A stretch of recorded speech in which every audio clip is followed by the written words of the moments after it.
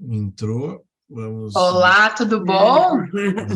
Agora sim, professora Melissa Foman está em- presencialmente aqui online e estão ouvindo bem. Ana, por favor, umas palavras de abertura para a professora Melissa e vamos ao show, são 18 horas e 4 minutos.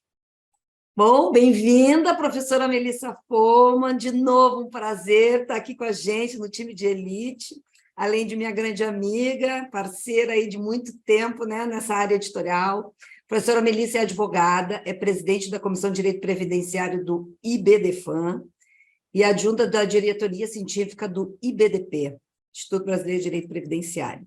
Seja bem-vinda, Melissa, novamente. Tua aula foi sensacional do Last Dance. Para quem não conheceu, quem não viu ainda e que não adquiriu o Last Dance, aconselho, já está lá na nossa plataforma. Uma grande aula, muito bacana. E agora eu estou curiosa para ver essa aula de hoje. Seja bem-vinda. Obrigada, Ana, obrigada, Fernando, pelo convite. Boa noite a todos e todas que estão aí nos assistindo ao vivo, depois assistirão aí ao longo da programação. Eu vou fazer duas correções ali no meu currículo, porque eu não sou mais a presidente da Comissão de Direito da Família e Previdência do IBDFAM, sou a vice agora, né? E também não estou mais na diretoria científica do IBDP, agora eu estou mais no sentido mais de ficar nos bastidores, e viajando bastante, que é o que eu, nesse momento, tenho feito, além de estudar algumas questões aí. Então, eu quero agradecer muitíssimo ao convite formulado aqui para o Rubim, para estar aqui para conversar com vocês sobre uma temática tão importante, né, nessa maratona de processo. Acompanhei alguns pontos ali da maratona, não consegui, Rubim, acompanhar tudo, mas parabéns pela programação, ficou maravilhosa. Agradecer a minha queridíssima Ana, de longa data, né, nós já nos conhecemos, já partilhamos vários projetos, e dizer da minha satisfação de estar aqui com aqueles que eu sei que estão ansiosos, né, Rubim, por estudarem o processo previdenciário, conhecerem as temáticas em torno do processo previdenciário e, principalmente, compreenderem todas as divagações que vêm sendo feitas em torno do processo previdenciário, como se ele fosse algo fora da casinha, algo fora do comum, quando, na verdade, nós temos, sim, várias interlocuções do processo previdenciário com o processo civil, com o processo administrativo, com o processo tributário, com outros núcleos processuais, com os processos de sindicância, por exemplo. A temática que, gentilmente, o Rubim me deixou escolher foi a temática da prova. Então, antes de eu explicar e falar aqui, no tempo que me foi dado, sobre a questão da prova, quero explicar por que escolhi esse tema. Eu escolhi esse tema porque, como advogada que sou, então eu sou advogada de domingo a domingo e professora eventualmente. Então, eu sou aquela que atende o cliente, aquela que analisa a prova, aquela que despacha com o juiz, que despacha com o desembargador, despacha com o ministro. E a grande questão que eu tenho visto é uma problemática muito grande na análise probatória. Seja por parte da administração, quando recebe as provas, seja por parte dos magistrados, quando recebe as provas, mas principalmente por parte de nós, advogados. Então, por isso, quando o Rubim me autorizou a falar sobre essa temática, eu fiquei muito feliz, porque é uma temática que envolve o exercício cotidiano da advocacia previdenciária. E, para nós falarmos sobre esse tema, vou compartilhar o material que eu fiz gentilmente para vocês, a convite do Rubim. Rubim até hoje queria me puxar a orelha, né, Rubim, que eu não tinha disponibilizado ainda o material, né, Rubim? Mas eu sou uma pessoa, né, Rubim, tá compartilhando o material, Rubim? Tá compartilhando? Tá certo. Então, tá. Sou uma pessoa que não é muito dos slides, então, hoje preparei a pedido do Rubim o material de apoio aí para vocês. E nós falaremos, então, sobre a prova no processo previdenciário, e a prova no processo previdenciário a partir de um binômio, intérprete-norma. Para nós podermos falar da prova no processo previdenciário a partir desse binômio, intérprete-norma, nós temos que compreender o que é prova. E eu poderia vir aqui dizer para vocês que prova é o conjunto de elementos, isso vocês vão encontrar em qualquer doutrina processualista, qualquer doutrina que vocês tenham acesso. Poderia dizer assim, olha, prova é o conjunto de elementos probatórios para se atingir um objetivo, ponto. Só que quando nós vamos analisar o conceito de prova, a partir do elemento que eu quero focar, que é o intérprete e a norma, nós temos que, então, buscar o conceito de prova não na doutrina, não na jurisprudência, porque estes conceitos, por abertos que são, podem franquear que interpretações sejam feitas, e interpretações sempre podem caminhar para um lado mais aberto ou para um lado mais restritivos, e nós não queremos nem uma abertura e nem uma restrição probatória. Então, nós queremos compreender o que é prova, para que, então, nós possamos trabalhar no processo previdenciário com o que efetivamente ela representa, e não com o que se quer dizer que ela representa, para um lado ou para o outro. Porque aqui, eu sempre brinco, as pessoas querem que a prova, o conceito de prova, seja muito aberto. Só que lembre-se vocês que todos os conceitos abertos implicam num risco, porque pau que bate em Chico também bate em Francisco. Ou seja, aquilo que você quer que seja tão aberto, tão valorosamente justo, de acordo com a sua concepção de justiça, pode não ser, num outro momento, usado a seu favor. Muito pelo contrário, pode ser usado contra você. Então, por isso, a minha provocação é: fujamos do conceito de prova da doutrina, fujamos do conceito de prova da jurisprudência e vamos àquele que diz o que é prova e quais são os elementos de prova. Quem é que nos diz o que é prova e quais são os elementos de prova? O próprio CPC. Melissa, mas por que eu deixo de lado, não abandono a doutrina, deixo de lado a jurisprudência para ir ao CPC buscar o conceito de prova? Porque você, colega, se você advoga, se você está no dia a dia, se você tem decisões a favor ou contra você, você sabe que quando se tem decisão relativa à matéria probatória e se abre um leque de possibilidades do conceito de prova, vocês ouvem, vocês leem expressões do gênero: prova inútil, prova dispensável, prova não importante. Ou seja, a concepção de prova se torna subjetiva, porque se parte de uma doutrina ou de uma jurisprudência, e ao se tornar subjetiva, lhe permite agregar uma qualidade, por vezes negativa, por vezes positiva, de relevância. Só que esta relevância é à luz de um prisma subjetivo, que por vezes diz que aquilo não é prova. Todavia, olha o que o CPC fez. Olha a riqueza do CPC, olha o quanto nós temos que nos lembrar da letra do CPC, para então lembrarmos aquele que toma a prova para si, ou que dela depende do que é prova. O CPC, quando ele conceitua a prova, ele vai lá no artigo 369.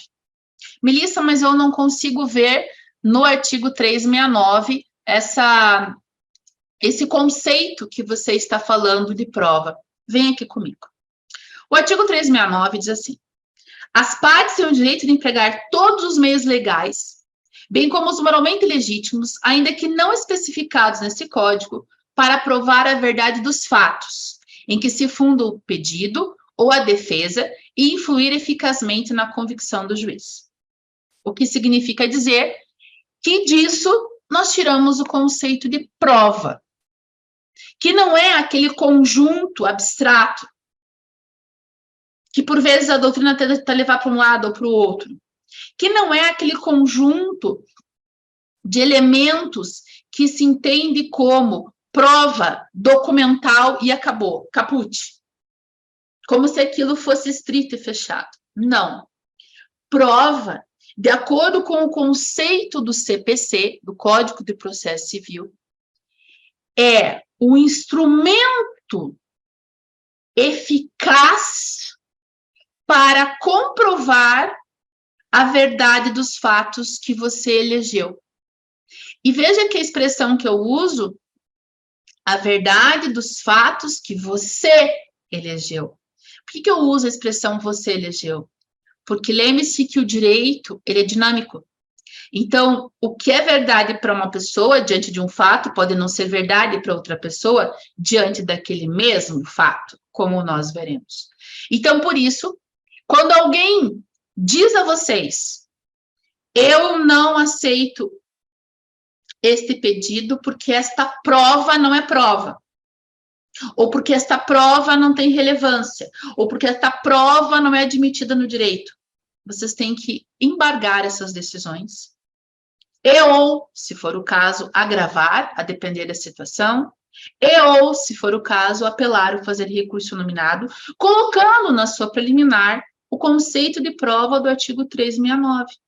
Isto porque o conceito de prova do artigo 369 possibilita você se lembrar que o Código do Processo Civil, ele elegeu provas típicas. Como assim provas típicas? Empregar todos os meios legais, provas típicas, provas que estão no âmbito da lei. E ele elegeu provas atípicas, ou seja, provas não especificadas neste código, mas que traduzam a verdade dos fatos. E por isso, a concepção de provas típicas e atípicas ali presente no artigo 369. Melissa, por que é importante eu saber das provas típicas e atípicas? Porque aqui você tem que se lembrar do seguinte: toda vez que você tem um problema de prova no seu processo, você tem um problema de acesso à justiça. Mas por que um problema de acesso à justiça?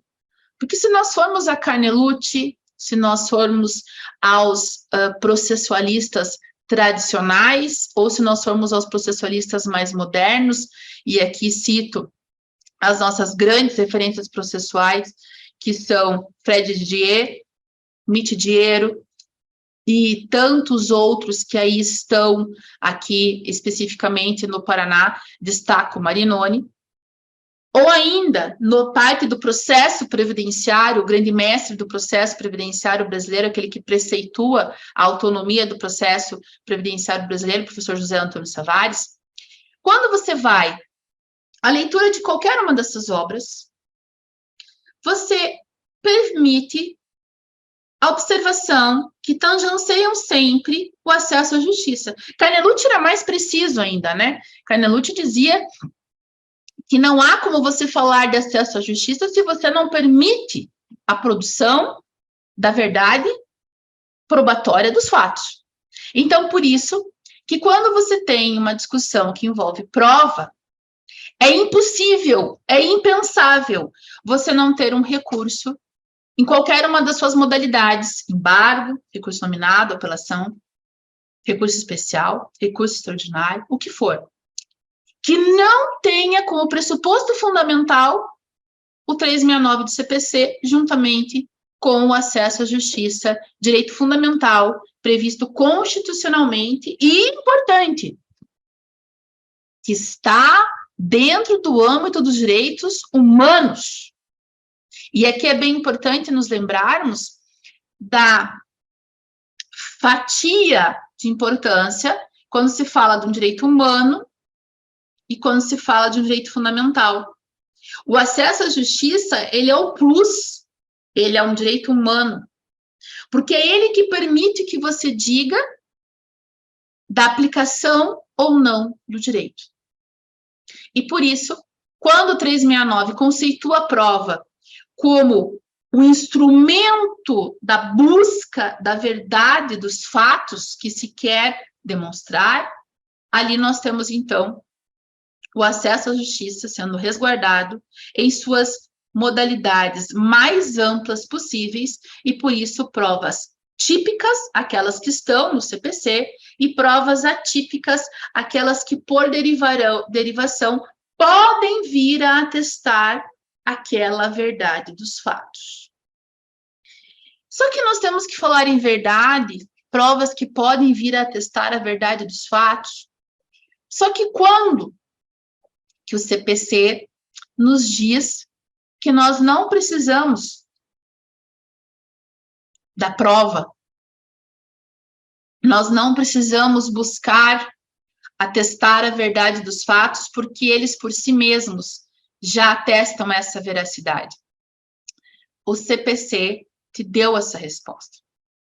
Quando ele foi no artigo 374 e disse a vocês que independem de prova, os fatos notórios, os afirmados por parte e confessados pela parte contrária, os admitidos no processo como incontroverso e os em que favor milita a existência de presunção legal de veracidade. Aqui, esse dispositivo isolado, o artigo 374, ele por si demandaria uma aula de umas 8 horas. Só esse dispositivo do CPC. Por quê, Melissa? Vou dar um exemplo para vocês. Você teve um processo administrativo. No teu processo administrativo, houve o reconhecimento de um período de atividade, por exemplo, especial.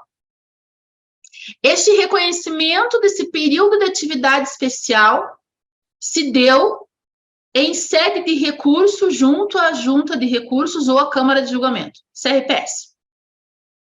Você, então, ajuiza a sua demanda, não se atentando ao artigo 374, e leva a discussão como se nada tivesse acontecido ali. Ou pior, você ajuiza a tua demanda e fala que houve uma coisa julgada administrativa, instituto jurídico este que não é admissível. E eu gosto de estudar, né? Todos os dias eu acordo 5 horas da manhã, estudo das 5 às 7, todos os dias, porque eu amo estudar. E eu sei que há decisões judiciais falando em coisa julgada administrativa. Eu sei disso. Só que nós temos que nos lembrar que o Supremo Tribunal Federal, que é quem determina o conceito da coisa julgada efetivamente, em várias de suas manifestações em processos administrativos de servidores públicos, em processos administrativos tributários, manifestou que não existe a coisa julgada administrativa. Existe decisão administrativa, não coisa julgada administrativa. Mas, por que eu vou usar o 374? Já que eu não posso falar em coisa julgada administrativa, tecnicamente falando.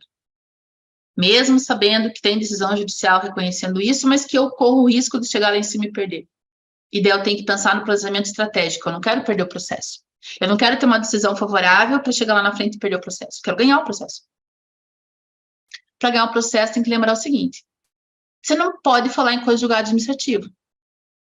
Porém, contudo, todavia, entretanto, você pode falar no 374.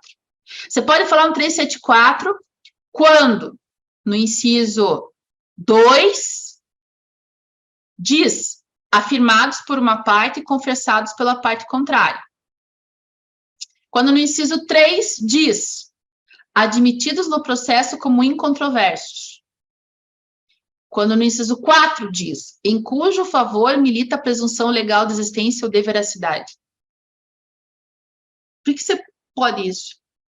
Que quando você vai ao processo administrativo e você tem uma decisão do Conselho de Recursos da Previdência Social, no regimento interno do Conselho de Recursos da Previdência Social, combinado com a portaria, norma procedimental do INSS 994, lá constam que das decisões proferidas em sede de recursos pelo CRPS, da qual o INSS não se insurgiu, entende-se que deve o INSS, sim, aplicar aquela decisão, salvo nos casos de comprovada fraude ou comprovada violação de lei.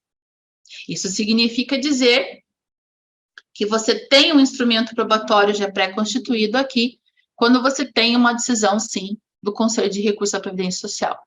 Ah, mas Melissa, mas eu vou lá e falo que eu já tenho a decisão e o juiz diz que o INSS pode discutir de novo. Ele fala isso porque você não usa o 374.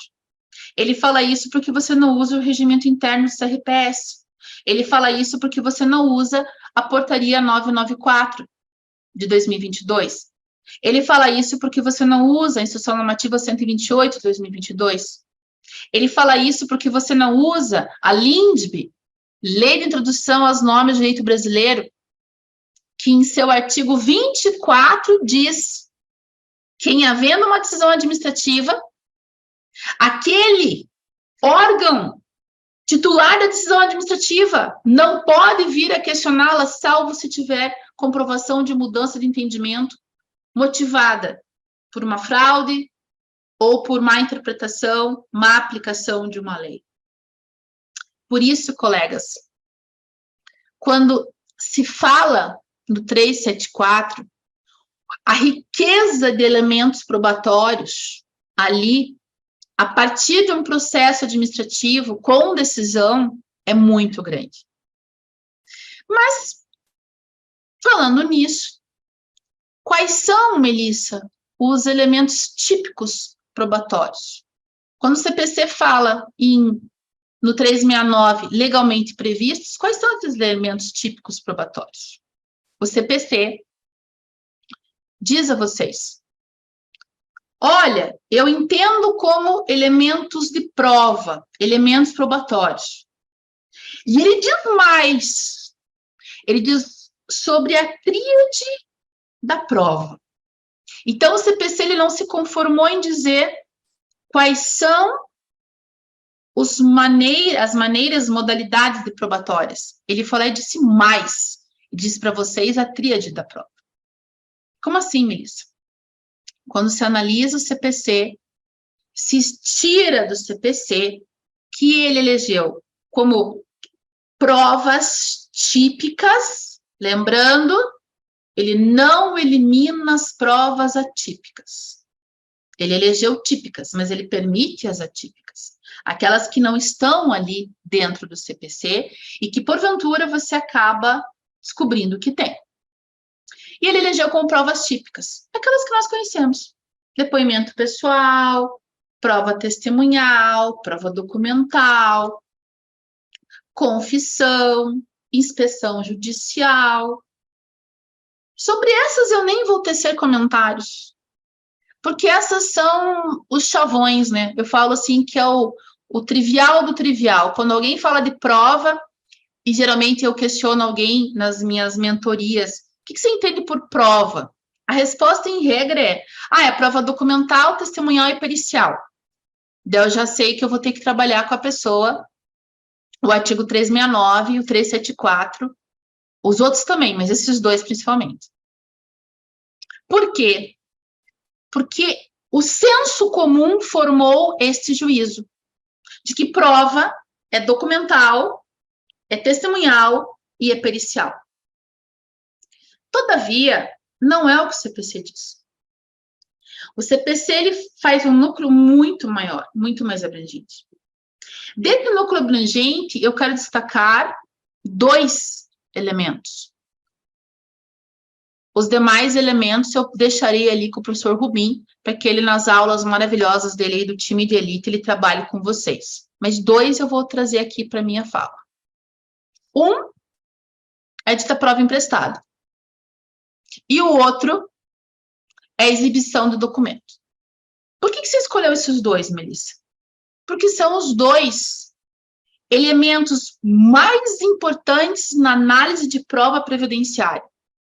E são os 2 mais maltratados dentro da construção processual. Explico. Quando você fala em prova emprestada, muitas pessoas acham que prova emprestada é como se fosse uma perícia indireta. E trabalham toda a construção do seu processo numa dita perícia indireta como uma prova emprestada. Não. Prova emprestada houve a produção de uma prova em um outro processo e você é detentora do conhecimento de que existe essa prova no outro processo, ainda que não exista identidade de partes. Isso é muito importante, porque quando veio o CPC de 2015, uma das grandes discussões que foram trazidas para dentro da seara processual é que a prova emprestada só poderia ser processada, aceita, se houvesse identidade de parte, identidade de pedido e identidade de causa de pedido. Então, veio o Conselho de Justiça Federal, em um fórum de processualistas, e editou um enunciado, que é o enunciado 30, lá em 2017, 2 anos depois que tinha saído o CPC. E lá foi consignado de que eu não preciso da identidade de partes para que eu fale da prova emprestada. E por que eu não preciso da identidade de partes para que eu fale da prova emprestada? Porque o grande argumento, principalmente dos órgãos públicos, para não ter admissão de prova emprestada, era o contraditório. É que ele não tinha participado daquele processo. Então, como que você pegar uma prova emprestada para trazer para cá? Só que daí você lembra, né, que nós atuamos contra, em regra, um órgão chamado INSS. Ou se nós estamos falando de servidores públicos, em face daquele ou daquele regime, enfim. Então, nós temos, sim, como pegar provas que foram produzidas em outro processo, sem identidade de partes, mas que o objetivo foi o mesmo, e, portanto, os elementos de questionamento foram os mesmos, e utilizar para o seu processo. É por isso a importância tão importante, tão relevante, de quando você atende um cliente, você tentar identificar se não existiu outro trabalhador daquela mesma empresa que tenha manejado uma demanda em face do INSS, em que tenha sido reconhecido um tempo especial relativo àquela situação. Por quê? Porque se você conseguir isso, você tem uma prova emprestada. E aqui eu vou dar um exemplo do escritório. Esse é um caso no escritório, em que foi determinada, inclusive, a prisão do engenheiro de segurança. E, durante muito tempo, aquela produção testemunhal, aquela produção documental, aquele laudo que foi feito, aquela inspeção judicial, porque até isso aconteceu naquele processo, foi utilizado, sim, como prova emprestada para vários outros processos do escritório de mesmos trabalhadores daquela determinada empresa. Por isso a importância de estar atento à jurisprudência, mas não fazendo pesquisa só do agente nocivo, mas fazendo a pesquisa em relação à empresa da qual se quer discutir a atividade de risco. É extremamente importante. E aqui poderia eu dar outros exemplos, mas vou dar um final de exemplo desse caso, né? Lembre-se vocês que dentro da prova emprestada também nós temos a questão dos segurados especiais.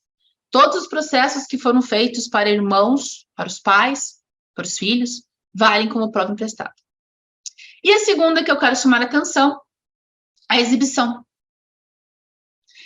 Vejam só a riqueza do CPC artigo 396. Ele fala assim, se você souber que a prova que você precisa está com o terceiro, você pode pedir para o juiz determinar que o terceiro apresente a prova. Para isso, você vai usar a ação de exibição de documentos, previamente, ou dentro do próprio processo previdenciário, se assim você achar melhor. Só que cuidado, para você usar o 396, a exibição de documentos, você tem que atender os requisitos do 396. Você tem que dizer o que efetivamente você quer, por que você efetivamente quer, para que você utilizará. E aqui o exemplo típico é, puxa vida, o PPP que veio desse cliente está ruim demais. Deixa eu tentar conseguir um PPP melhor. Não, não é deixa eu tentar conseguir um PPP melhor. Primeiro, veja o seguinte, será que quem emitiu esse PPP foi o tomador do serviço, ou seja, foi de onde ele prestou esse serviço? Ou será que ele prestou serviço em um lugar, mas ele foi contratado por outro? E aqui o exemplo que eu gosto de usar é do pessoal do serviço de limpeza, serviço de vigilância, médicos, enfermeiros, profissionais da área de saúde, que são contratados por uma empresa terceirizada, que aloca esses trabalhadores em ambientes de risco. Só que quando esses trabalhadores pedem o PPP, o documento que vem é daquela que tem assinatura contratual. Então, agente de risco não tem, porque é um ambiente de escritório.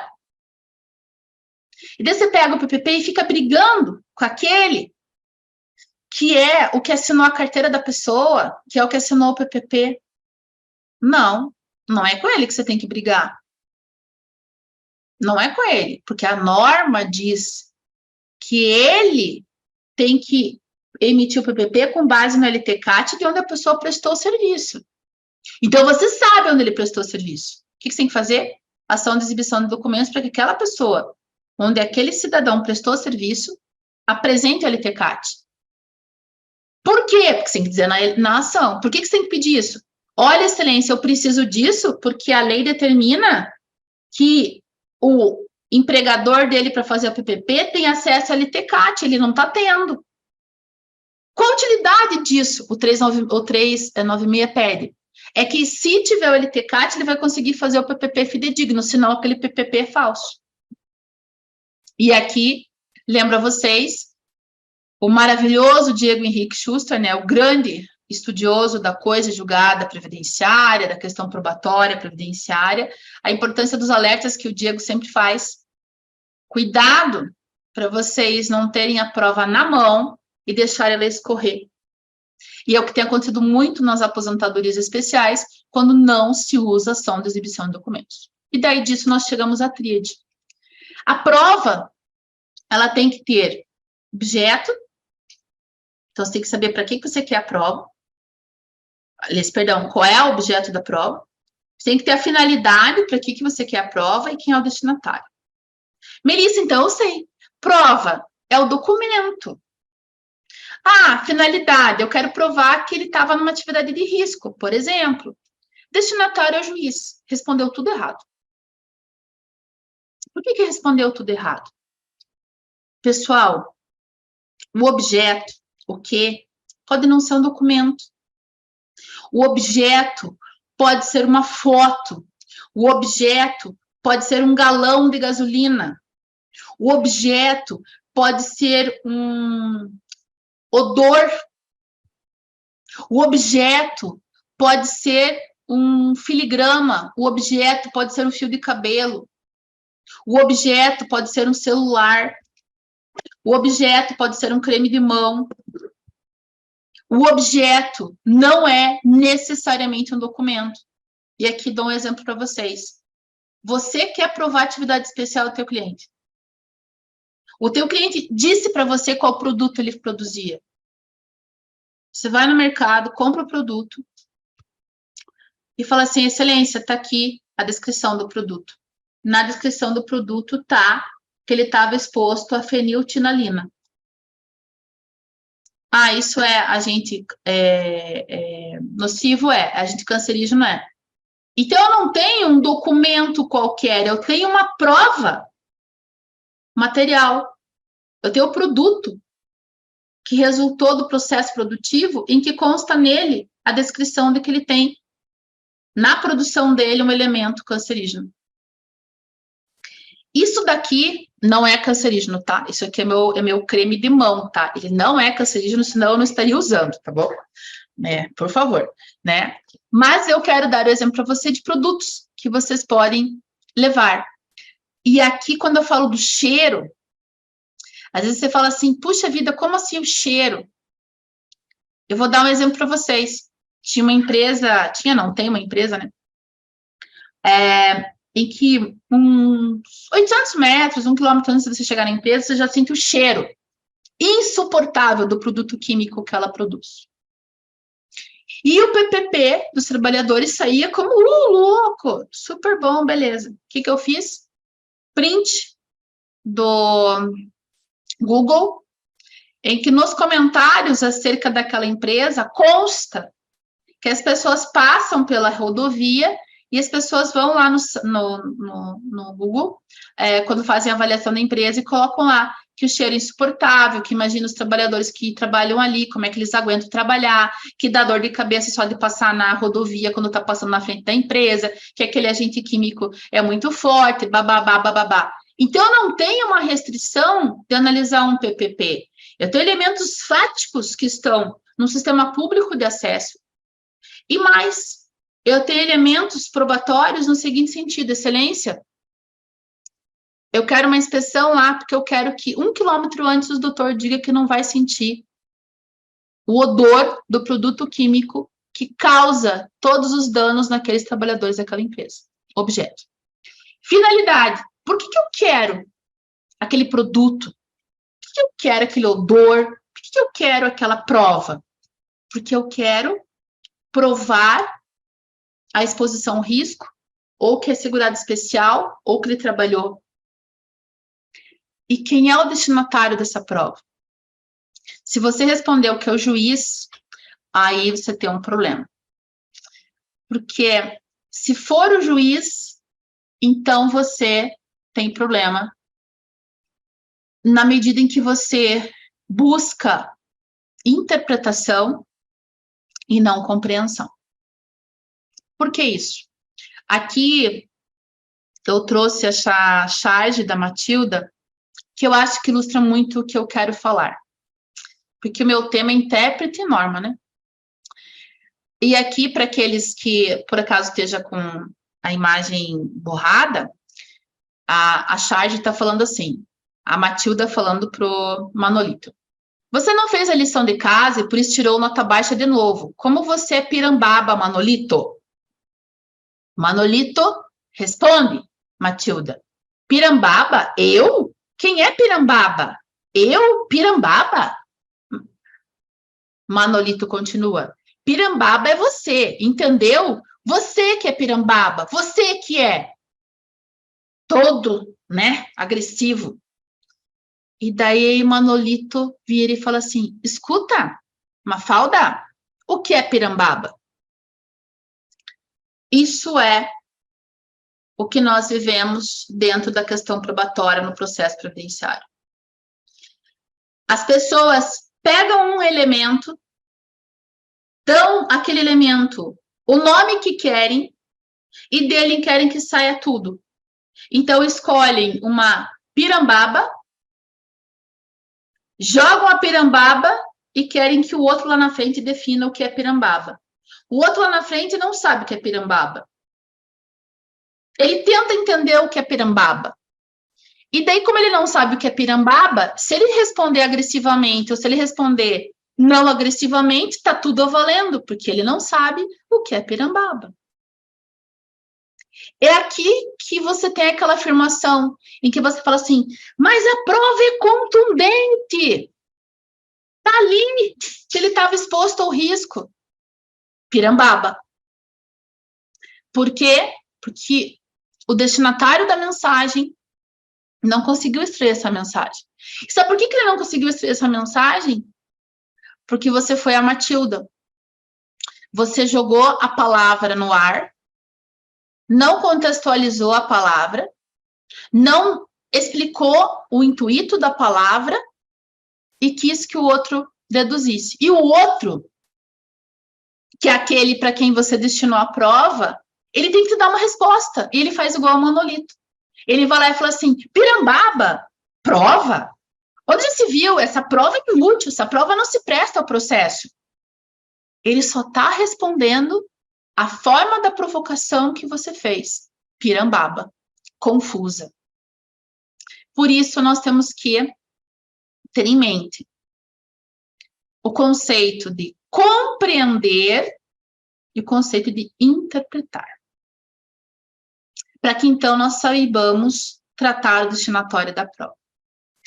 Compreender é você ter, a partir do texto, a compreensão da mensagem que ali está.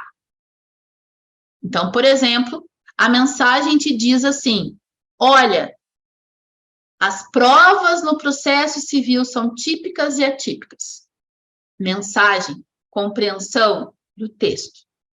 Interpretação, que conclusões eu posso tirar desse texto aplicáveis à realidade. E é por isso que o destinatário da prova final pode ser o magistrado, mas não é ele o real destinatário efetivo. Quem é o destinatário efetivo? São todos os atores do processo. É o advogado, é o assessor do juiz, é o juiz, é o INSS, é o julgador do CRPS, todos são destinatários. Só que o primeiro destinatário da prova é o advogado. É ele que olhará aquele produto, sentirá aquele cheiro, olhará um documento e verá assim, puxa vida, o que eu compreendi disso? A fim de que eu permita que o outro interprete. Para que eu possa compreender o produto, o cheiro, a foto, o documento, o fio de cabelo, para que eu possa compreender isso, eu tenho que conhecer as normas. Eu tenho que saber que conteúdo deve ter cada coisinha, para que eu diga que é uma prova, que tem eficácia. E eu não vou encontrar que conteúdo deve ter cada coisinha lá na doutrina, lá na jurisprudência. Não. Eu vou encontrar primeiro nas normas administrativas. Porque são elas que dizem para mim como deve ser o PPP, como deve ser o LTCAT, como deve ser a autodeclaração no segurado especial. O que é o hidrocarboneto? Como é que tem que estar descrito o hidrocarboneto? O que é um agente cancerígeno? O que não é um agente cancerígeno? Como que avalia? Como que o IBUT foi instituído? Como que o ruído foi instituído? Como é que eu analiso uma eficácia de EPI? Quando que o EPI não é eficaz? Está lá nas normas. Está lá nas normas administrativas. Elas dizem para vocês. Elas são o melhor manual de compreensão de prova. Não de interpretação, compreensão. Que é o primeiro instituto que você deve fazer, compreender. Para você compreender, você tem que aplicar as normas administrativas. Se você olhou para as normas administrativas, você compreendeu a norma administrativa, você tentou aplicar a norma administrativa, e você falou assim, não tem elemento aqui. Daí você vai para a jurimetria. O que é isso? Você vai fazer uma busca sobre o entendimento da jurisprudência acerca do que é considerado prova para aquele elemento que você deseja provar, para aquela verdade. Lembra do 369? Para aquela verdade que você deseja atestar. E aqui, que estão vendo que eu coloquei para vocês aí essa imagem do HELP? Sabe quem que é o HELP? HELP é o judiciário. HELP é o INSS. O advogado vai lá e descarrega um monte de documento, um monte de coisa. E não faz a correlação normativa. Isso significa que ele tira do intérprete o primeiro elemento, que é a compreensão do texto. Por quê? Porque para eu tirar uma conclusão, eu tenho que primeiro compreender. Só que se não me permitem compreender, eu não tenho como interpretar. Então, eu faço o pinambaba da Matilda. Eu digo qualquer coisa. Melissa, mas como assim? A norma permite que você diga para o magistrado, excelência, o INSS na norma tal, ou a Receita Federal na norma tal, diz que esse documento deve ser assim, deve ter tal agente, para qual período, em que ano, em que data, qual nível, babá. Aqui está, excelência, o documento, que é exatamente o que está escrito aqui.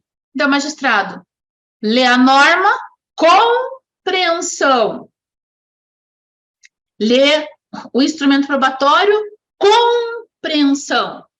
E ele cruza conclusão, interpretação. Você permitiu que ele fizesse isso.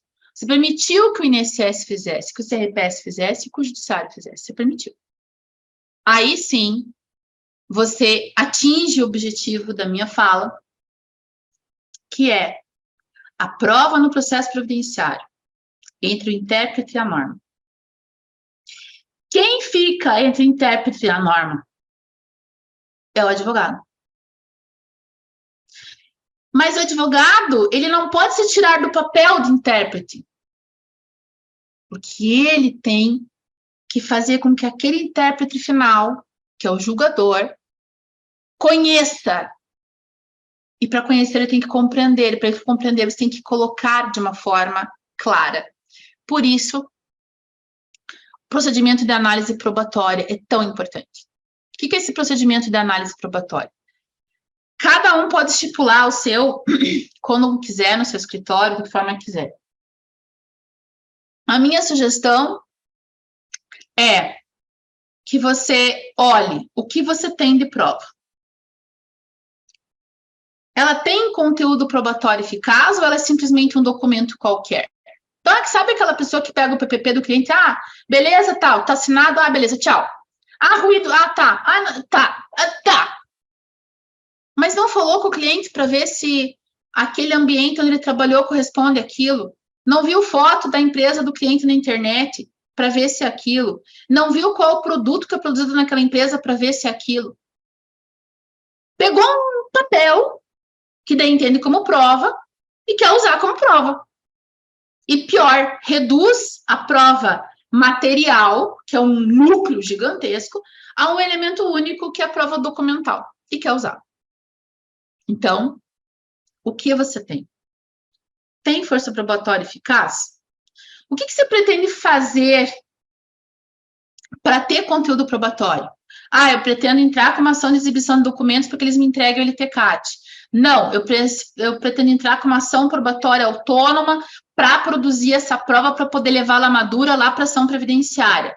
Não, eu pretendo provocar o INSS para fazer a inspeção que está prevista na Instrução Normativa 128, quando houver divergência da prova. Não, eu prefiro provocar o INSS porque a empresa foi extinta e a própria norma administrativa diz que quando a empresa for extinta, tem que haver apuração de identidade probatória por terceiro, prova emprestada. E se eu não fizer, falar assim, ah, não, sabe uma coisa, dá muito trabalho, deixa eu pegar um monte de cliente, entrar com um monte de ação, se eu entrar com 1.000 e eu ganhar 100, tá valendo. Beleza, você pode pensar assim. Só que você pode pensar que você quer ganhar dinheiro com qualidade. Fala assim, como assim? É que você não precisa ter um volume de cliente, você precisa ter processos com qualidade para você ganhar dinheiro. E daí, quando você faz processo com qualidade, você sabe quanto custa se eu não arrumar esse documento? Quanto custa se eu não arrumar essa prova agora? Quanto custa se eu não provocar o INSS adequadamente sobre essa prova agora? Quanto custa se eu não levar a conhecimento do magistrado como se interpreta aquela prova lá no INSS?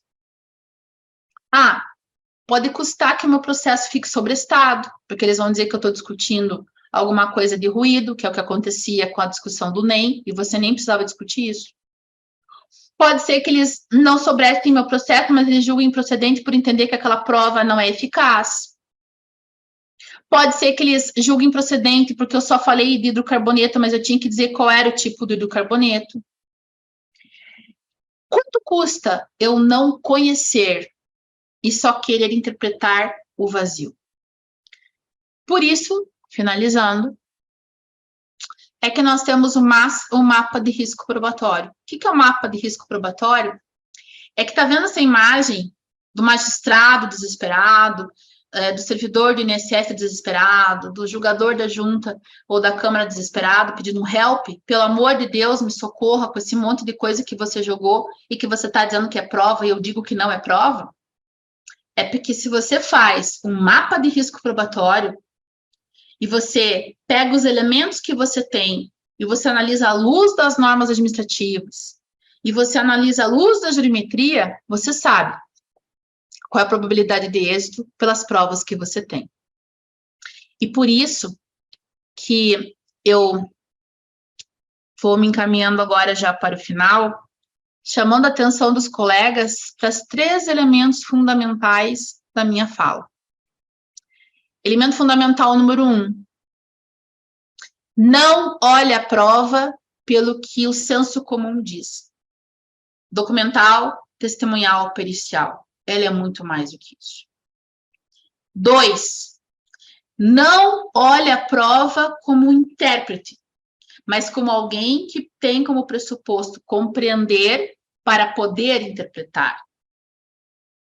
E ponto 3, lembre-se, toda prova deve passar pelo crivo da utilidade, da relevância. Mas ela só passa pelo crivo da utilidade e da relevância se você consegue compreender e fazer com que o intérprete que julgará compreenda o que você deseja com aquela prova. Por isso a importância, o Diego esses dias colocou no Instagram dele, né, Rubim, que ele estava com alguns produtos químicos, né, com cheiro e para ele demonstrar isso no julgamento, a importância de você chamar a atenção dos elementos probatórios que vão além do documento. Eu concluo a minha fala agradecendo mais uma vez o Rubim pelo convite para estar aqui com vocês nessa maratona do processo, agradecendo a Ana, aí, sempre parceira de tantas aventuras, agradecendo a todos aqueles que nos assistiram, e dizer, na finalização da minha fala, uma fala de um filme que eu adoro filmes, né, eu sou uma cinéfila inveterada, tenho um problema até com isso, se deixar eu fico assistindo filme direto. Tem um filme que eu adoro, que é um filme argentino, eu amo os filmes argentinos, né, tem um filme argentino que é Tese sobre um homicídio, o maravilhoso Ricardo Darín. E tem uma frase, bem no início do filme, que traduz muito a provocação que fiz a vocês hoje. A frase diz assim: não suporto quem questiona tudo, mas quem nada questiona não tem futuro como advogado. Colegas, questionem cada elemento que chegar a vocês. E questionem mais ainda, quando vocês acharem que não tem prova no processo previdenciário. Muito obrigada. Muito bem, professora Melissa, parabéns aí pela exposição e meu nome, em nome do time de elite, né? Obrigado por mais uma vez ter acolhido aí o nosso pedido, né, para fazer uma brilhante exposição, né, e tenho certeza que o pessoal acompanhou muito de perto aí, comentou no chat. O professor Guilherme Volpato, também na sua manifestação, talvez tu não tenha acompanhado, falou muito do seu livro aí, disse que chegou a mencionar que o livro do atendimento ao cliente, ele usa em Santa Maria, aqui no Rio Grande do Sul, ele diz que seria recomendado que se leia de 6 em 6 meses, para recordar alguns pontos em aberto aí, certamente dentro dessa lógica de questionar a prova desde o momento que se esteja para fazer aí a petição inicial, né? Então, mais uma vez, obrigado, Melissa, nossa parceira aí, nossa amiga, nossa colega aí de jornada, também de previdência e de processo, né? E nos vemos agora no congresso, então, do IBDP em breve. Obrigada, Rubinho. Eu não pude acompanhar aí a fala do Guilherme, agradeço a deferência do Guilherme à obra, né, que agora sairá a segunda edição do Congresso, mas felicitar mais uma vez você pela iniciativa, processo previdenciário é algo que demanda muito estudo, e você tem feito um brilhante trabalho nesse sentido. Parabéns e obrigada a todos. Muito Obrigada, bem, então essa foi a professora Melissa, que nos deixa agora aí, para que a gente possa seguir, já temos o próximo professor aguardando aqui no nosso antessala, né?